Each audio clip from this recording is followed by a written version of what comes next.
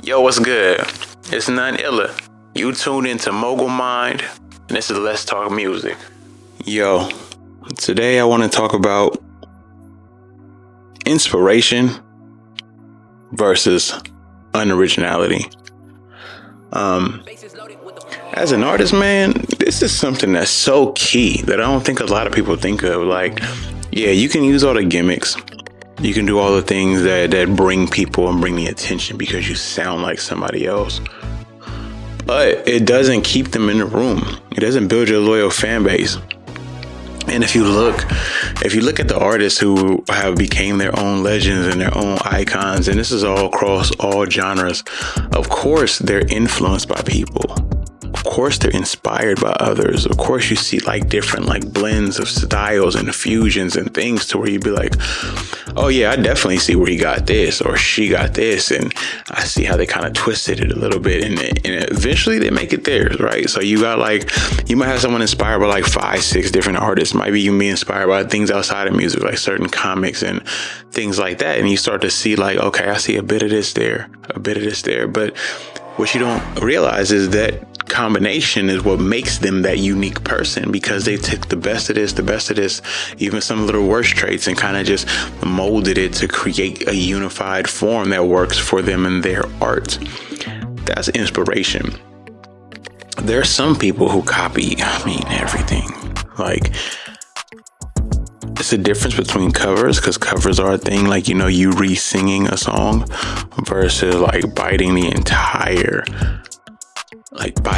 lines and certain parts of verses and getting to a point to where you copying the look, you copying the sound to a T, to where no one can be, like, people can rarely differentiate between the two. And that's a problem. It's a problem because you don't even know what you're doing for your art. Essentially, you're kind of just in a money-making mentality, right? Because you're like, bam, this is gonna make sense for me right now. Like, at this moment, I want to sound like insert whatever artist here, and then that's what you have. So everything you're doing is built up to mimic this artist. And so then you get to a point to where when you get deep in your art, a lot of artists experience this thing to where they have a moment of like frustration and self-reflection, and who am I, or how can I change this, or how can I be better, or what am I doing wrong, or why isn't this sticking? It becomes a thing, and it becomes a thing so aggressively that sometimes it is questionable if you want to move on and progress.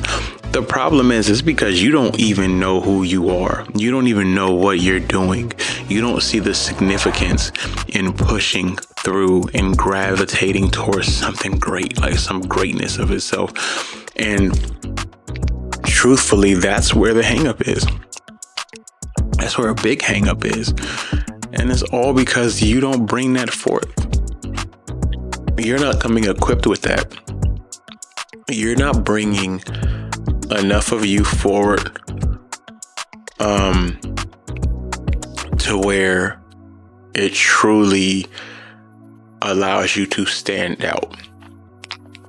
You don't bring enough of that forward to where you're you. Be a fan for a moment, right? Be a fan and like think about the fact that when you think of a certain artist, it makes you realize that you put a time, you put a place, you put a look, you put certain songs. It brings you back to certain moments. It brings that feeling like, oh man, I remember where I was here when I heard that. I remember this. You can do that with certain artists.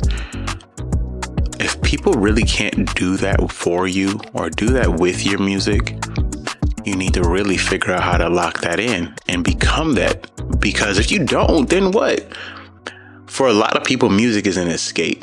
Music is a fun time. Music is a deep time. There's emotional connections to stuff. Like whether it's oh man, I went through this, or maybe it's like, yo, I need this to get away, or whatever the case. The emotion is what connects a lot of people to music and to artists. If all you're doing is copying someone else, what are you bringing to the table? What are you even serving your fans? And it's so crucial you sit back and think about that, because look, I want you to win. You want to win, right? You want to be able to go on your own tours and shows eventually to where you're the headliner, you're the person people's coming out. No one wants to spend $100 to come to a sound-alike, look-alike tour that you're saying is yourself. Of course, some people do go to cover bands and stuff like that, but once again, cover bands, cover songs, all that, it goes without saying. Like, those bands tell you they're there to sound like that person, do their person's songs, and so on and so forth. But if you're pitching yourself like a unique artist, that's the goal. To make sure you bring such a unique thing to the table that no one's gonna stop you. Luckily, I'm glad you tuned in, because trust me, this Let's Talk Music is on point for you. And hey, if you got some stuff you want me to check out to give you my views and stuff, you can let me know too. All right, and I'm out.